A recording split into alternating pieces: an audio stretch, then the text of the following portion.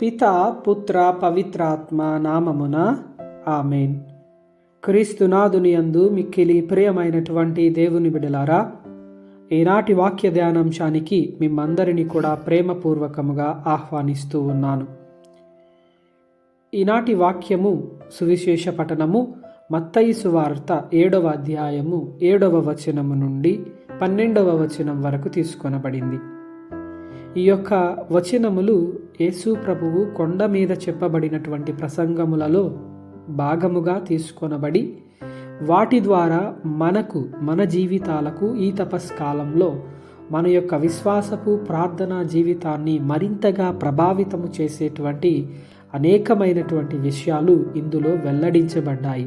వాటిలో ముఖ్యముగా 7వ అధ్యాయము 7వ వచనములో చెప్తూ ఉన్నట్లుగా, అడగండి మీకు ఇవ్వబడును, తట్టండి మీకు తెరవబడును, వెతకండి మీకు దొరుకును అన్నటువంటి వాక్యము.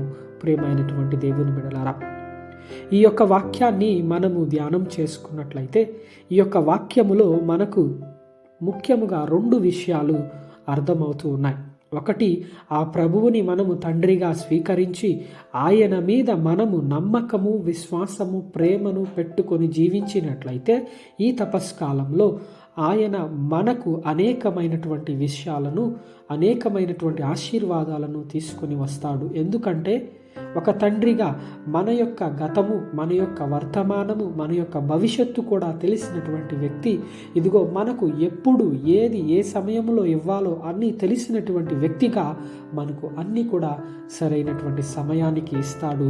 ఎప్పుడైతే మనము విశ్వాసము, ప్రేమ, ఇదిగో నమ్మకము ఆయన మీద మాత్రమే ఉంచినప్పుడు. మరి రెండవది, ఈ యొక్క వచనము మనకు పట్టుదలతో ప్రార్థన చేయడానికి కూడా ఇదిగో పిలుపునిస్తూ ఉంది. ప్రియమైనటువంటి దేవుని బిడ్డలారా, ఎందుకంటే మనము పట్టుదలతో ప్రార్థించినప్పుడు ఇదిగో ఆయన మన యొక్క ప్రార్థనను ఆలకిస్తాడు. ఇదిగో మన ప్రార్థనకు ఫలితాన్ని దయచేస్తూ ఉంటాడు. మనము ప్రార్థనలో అడిగింది మనకు వెంటనే రాకపోతే మన విశ్వాసాన్ని కూడా వదులుకోవడానికి మనం సిద్ధపడతామే కానీ ఇంకా మన ప్రార్థనను పెంచుకోవడానికి మనం ప్రయత్నం చేయము. కాబట్టి ఈ తపస్కాలంలో మనందరం కూడా ఆ ప్రభువుని మన తండ్రిగా స్వీకరించి విశ్వాసములో, ప్రేమలో, నమ్మకంలో, ప్రార్థనలో అన్నింటిలో మనము ముందుకు వెళుతూ ఆ ప్రభువుని ఇంకా మరింతగా ఈ యొక్క తపస్కాలంలో చేరాలి అని మరి విశ్వసిస్తూ ఆ ప్రభు యొక్క దీవెనలను పొందుకోవడానికి ప్రయత్నము చేద్దాం. ఆమేన్.